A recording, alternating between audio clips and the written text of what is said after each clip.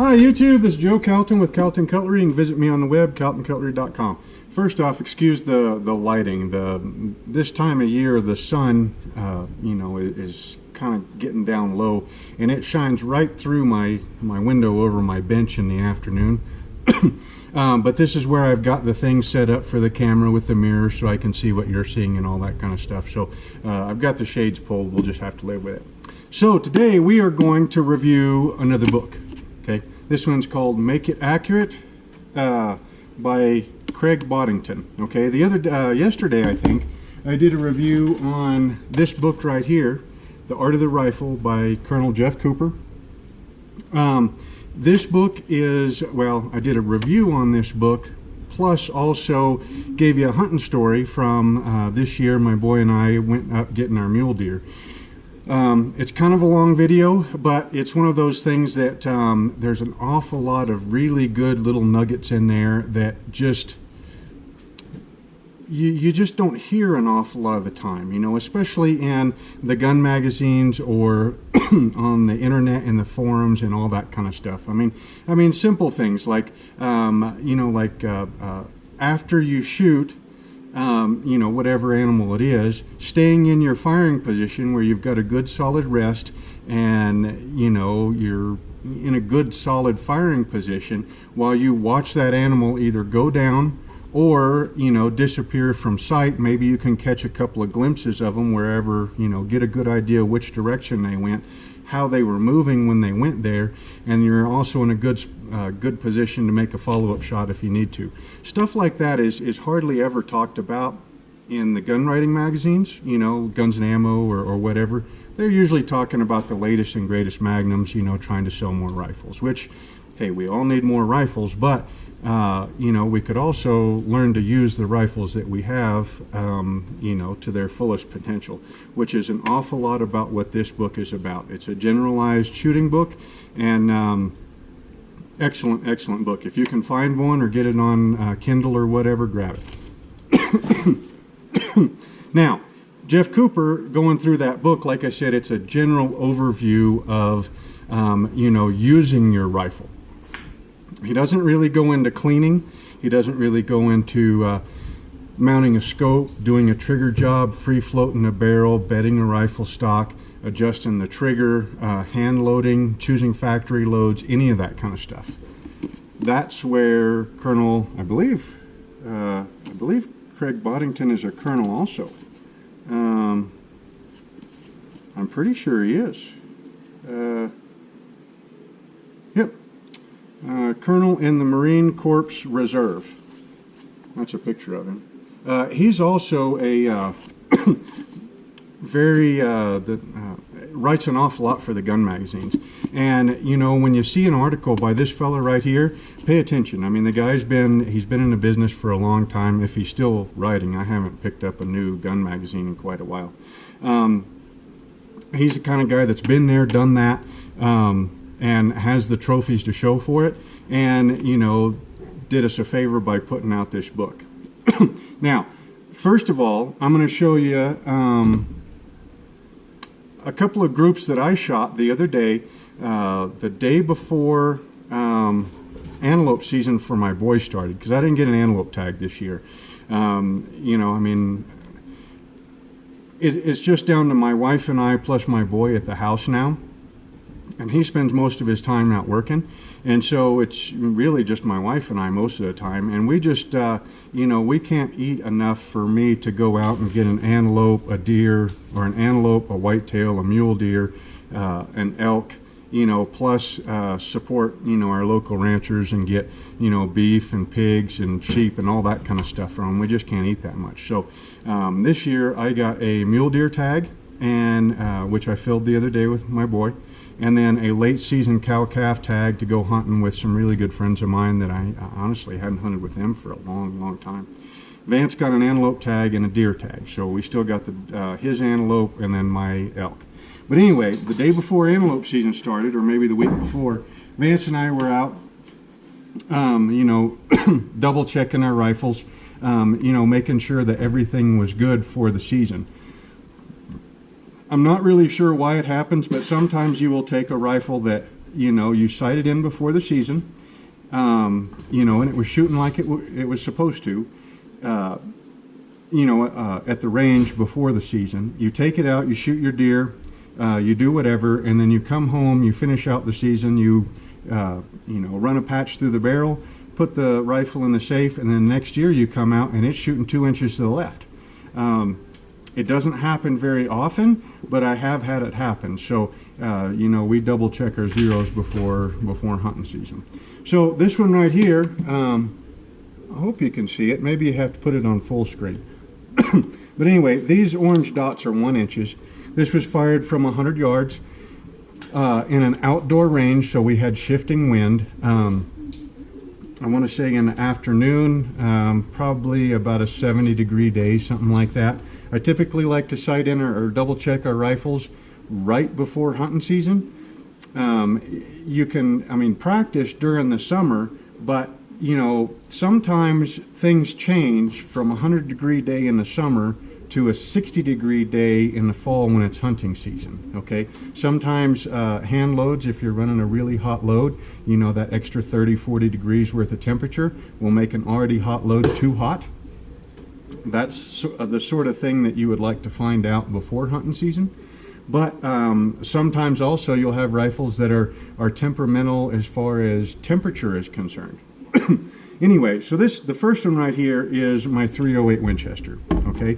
That's this one right here. This is it's nothing special. It's a Winchester Model 70, not the pre-64 kind. It's a compact, it's a 308 Winchester with a 20-inch barrel. You know, there's nothing special about it. I picked it up from a pawn shop for like 300 bucks. I put a Leopold 3-9x40 scope on it and Weaver rings. I've got a drop chart on the side, leather military style claw sling.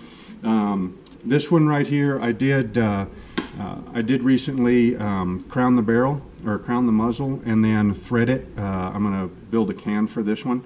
And I think that's why the groups were so big, because I was shooting some cast bullets, and I don't think I cleaned it well enough. Sometimes when you shoot cast bullets, it needs a little bit more of a thorough cleaning job to get all that stuff out before you go to jacketed bullets.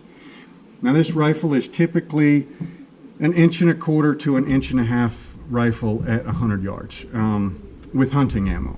I've gotten smaller groups than that with target style ammo, but I'm not really a target shooter, I'm a hunter. So this one right here, it's a 1.75 inch group. So, you know, I mean, it's nothing to write home about. In fact, looking at this compared to that, you would think that this rifle's ready for the trash can, right? Especially if you were to listen to the gun magazines talking about how you need half-minute angle or inch grouping rifles are better to go hunt with. But I've made some really impressive shots with that rifle over my hunting career. I remember there was an elk across a canyon at like 300 yards. Tagged it with this rifle and made it look easy. A double on white-tailed deer. A friend of mine, his ranch, they had a whole lot of whitetails.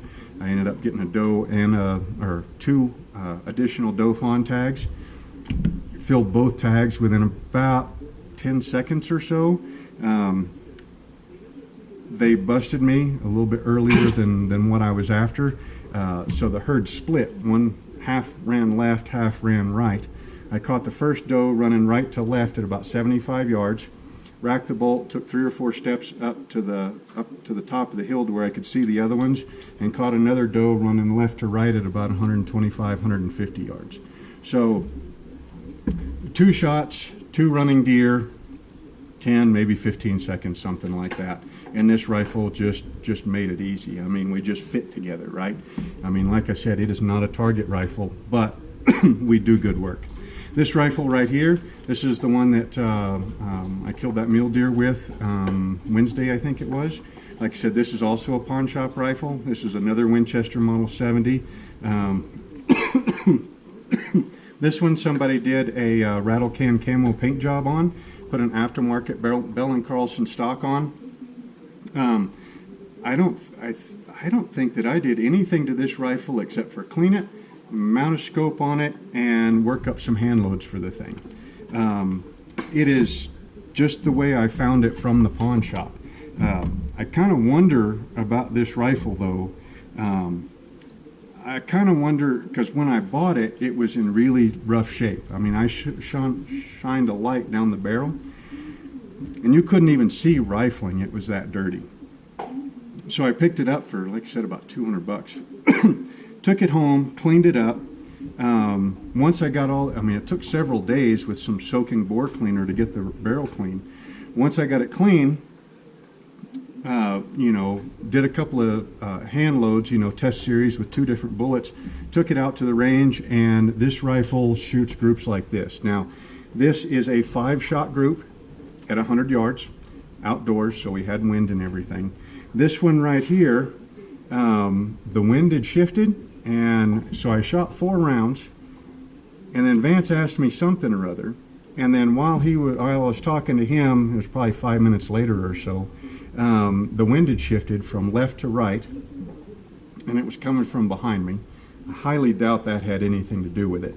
But after I finished talking to him, I snuggled back up into the bag to fire my 5th shot, and Vance's rifle went off like just as my trigger was breaking. And so if you've ever had that happen, it just drives you nuts, because that is 4 rounds in one hole, which measures a 1/4 inch from the center of that bullet to the center of that bullet.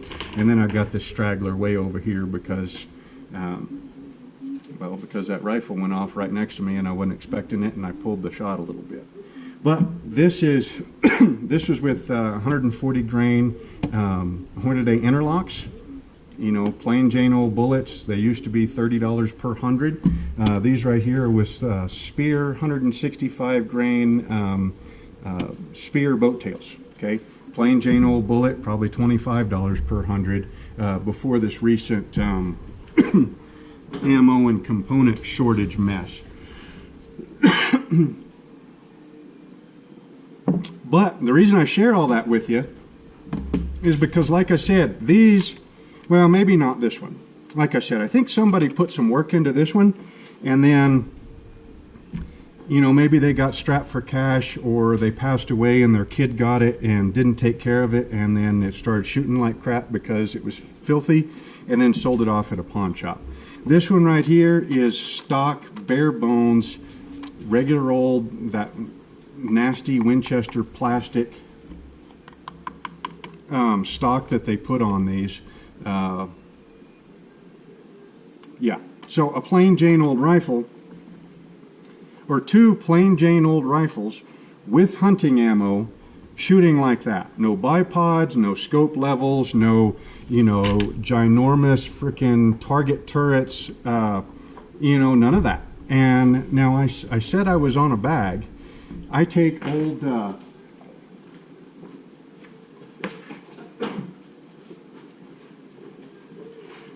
blue jeans, the legs, this one's dusty, and you know, put them on the sewing machine, stitch or turn them inside out, stitch the leg closed, turn them back up, put a plastic bag in there, fill that plastic bag up full of sand, tie the plastic bag off, tie the top off with a piece of paracord, put that down, put the fore end of the rifle on it, and shoot.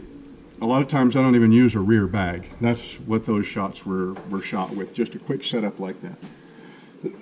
So it wasn't shot out of a lead sled or a ransom rest or none of that. Just a man and his rifle can do groups like that. Now, this is the guy that mostly taught me how to do that kind of stuff. Okay? So if you know, and they go hand in hand, okay? General rifle shooting, all right? You can be an excellent marksman, but you need a rifle that is, you know, that you've taken care of and you set it up to shoot like that, okay? So Craig Boddington goes into all that sort of stuff in this book. He will go into your, you know, choosing your rifle, your action types, whether it's lever action, single shot, bolt action, semis, slide action, you know, all of those. you know, they'll all work. You know, I mean, it really doesn't matter. I mean, you know, work with what you've got, and then if you can justify and afford the cost of a new rifle, you know, pick a new one. As far as I'm concerned, rifles like these, a good solid bolt action hunting rifle with a 3-9 or a 4-12 variable power scope, with a solid stock and a rifle sling. As far as I'm concerned, this is about the finest hunting rifle that money can buy. I mean, you can certainly spend a lot of money on a hunting rifle, but this style of package here for a general hunting rifle, man, I just don't think you can beat it. I mean, you turn this scope down to, you know, 3 or 4, which you should leave it on unless you have a long range shot, and you're just as home at, you know, 50, 75 yard running shots. I've taken several deer running with this one. In fact, this one, the deer that I shot this year was running also, at about 100, 115 yards. So with the scope turned down, you're perfectly good for, you know, fast action shooting at short range. You turn that scope up to 9 or 12, wrap up in a good tight sling over you know, a mound, or, you know, the hood of the pickup truck or whatever, and, you know, with a 270 or a 308 or any standard cartridge, you know, you're good on antelope out to reasonable ranges, you know, 350, 400 yards, 450 yards. You know, once you get over about 450 yards, I mean, things have got to be pretty perfect to be taking shots like that. And really, you ought to be asking yourself if you can't get an awful lot closer. My average shot nowadays on pretty much everything, deer, antelope, and elk, is somewhere probably around the 150 yard mark, somewhere around there, maybe even a little bit closer.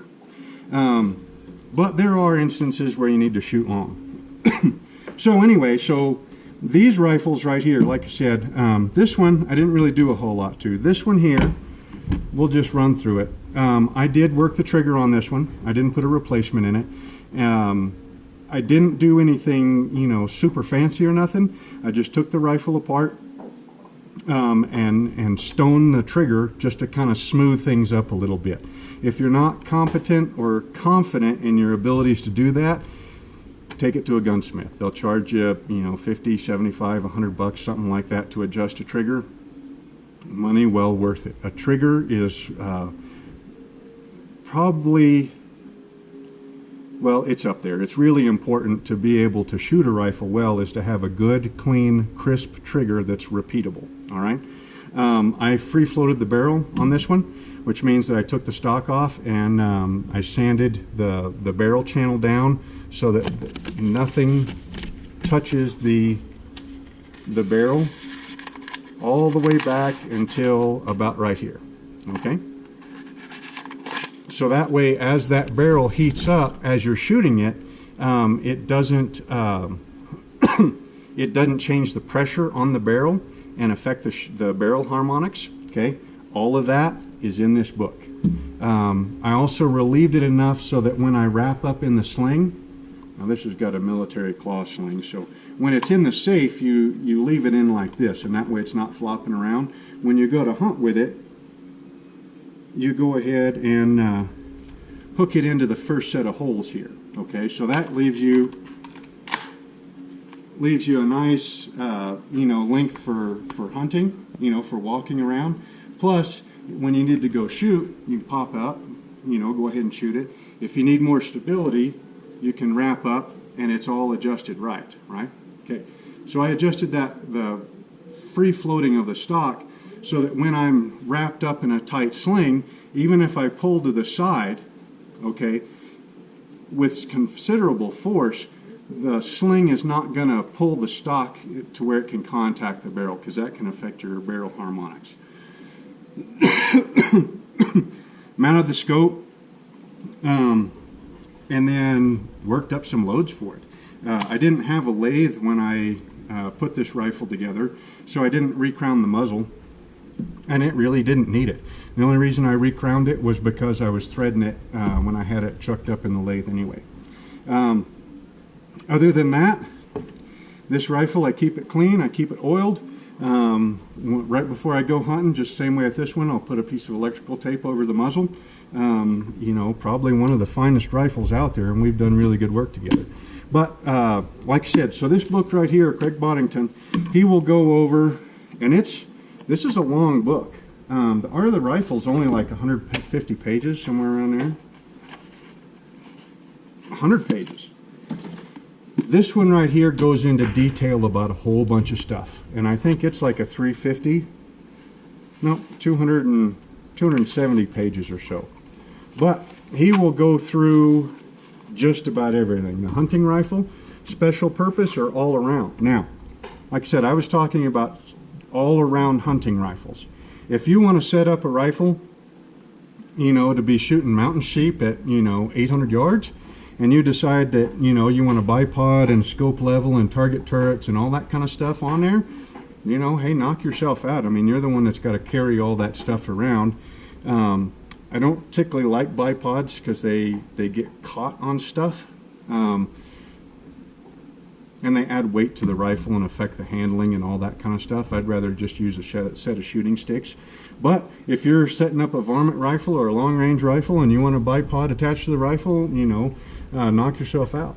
Choose your action. That's where he goes over slide, lever, bolt, single action, break action, you know, all that sort of stuff. Avoiding cartridge confusion. This is a big one that us gun guys sometimes forget. The biggest example of this is, let's say somebody asks you, what do you shoot? And you say, I shoot a 30 caliber. Well, 30 caliber talks about the bullet diameter, okay? A 30 caliber with a 30 caliber bullet can be a 30-30 Winchester, 308 Winchester, a 30-06, a 300 mag, well, any of a dozen different 300 mags that are out there. You know, I mean, that tells you your bore diameter, not so much your cartridge. New, used, or custom. He goes over buying used rifles versus buying new rifles or custom rifles. What kind of stock that you want. Both of these wear synthetic stocks. I do have some rifles that have wood stocks. I like wood stocks. They're beautiful. They're warm. You know, if done right, they're stable. But most of my hunting rifles, well, no, I'm probably about half and half, wood and synthetic. But the ones that I have that have got really pretty wood on them, I tend not to hunt with them as much because I'm afraid of messing up that wood because it's just too dang pretty. The long and short of barrels, where he talks about barrel length and velocity increases or velocity loss and barrel length. The right sight, whether you want a all-around 3-9, 4-12 type sight, or if you want a short-range sight, you know, like a 1-4, or if you're setting up a varmint rig and you want more like a 6-20 type of deal, or iron sights. He shows you how to mount a scope. Believe it or not, there's a right and wrong way to install a scope on a rifle. Install it the right way, it'll be trouble-free for a long, long time. Install it the wrong way, you'll have issues.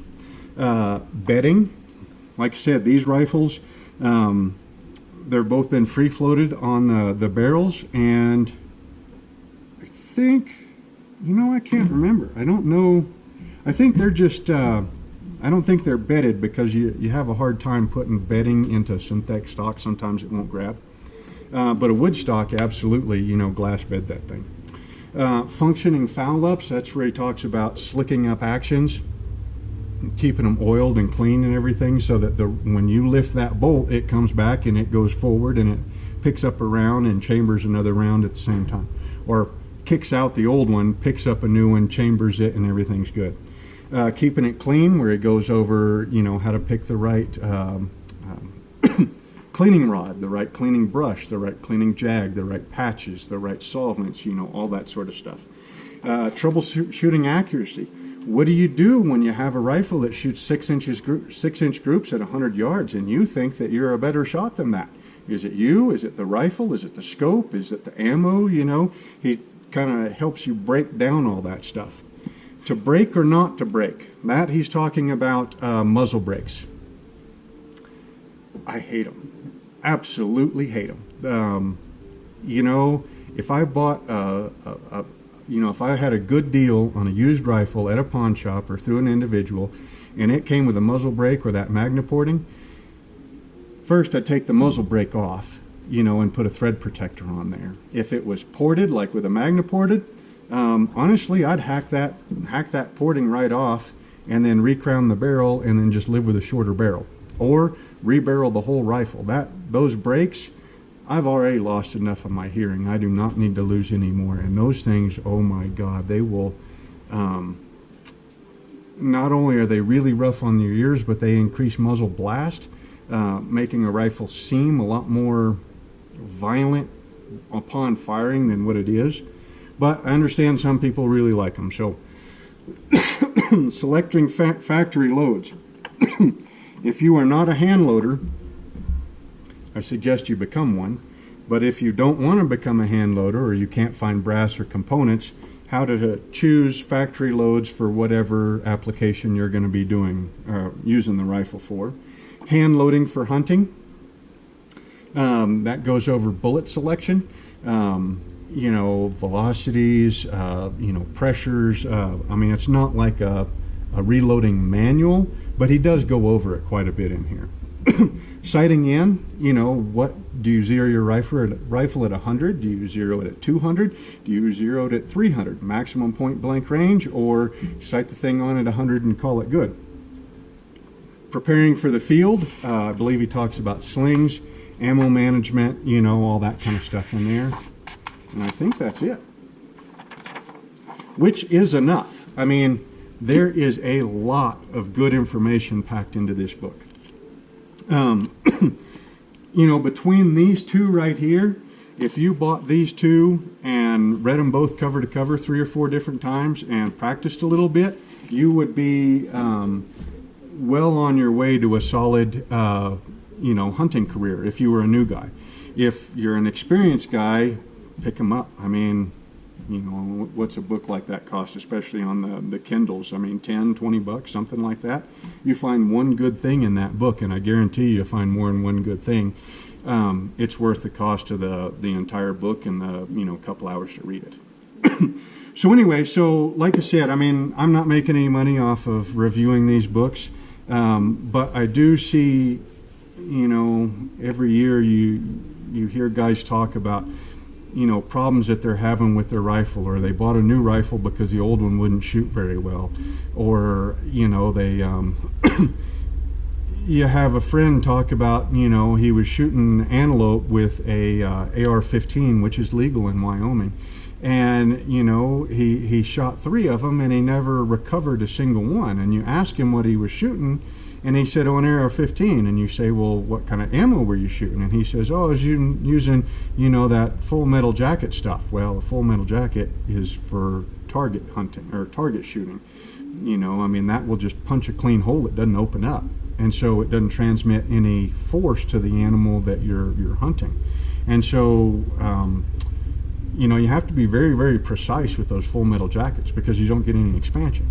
Now, had he changed bullets, or even with factory ammunition, to something with an expanding point bullet that was of a adequate construction and weight and all that kind of stuff, I've killed antelope with a 223, with a 60 grain partition. Shot one at 62 yards, if I remember right. There again, antelope are supposed to be a long range game, right? Yeah, I shot her at 62 yards. One shot, she took a couple of steps and fell right on over. Worked just fine.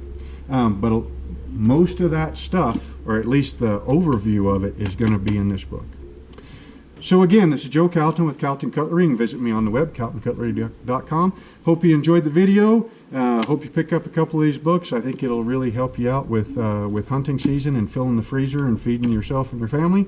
And we will see you next time.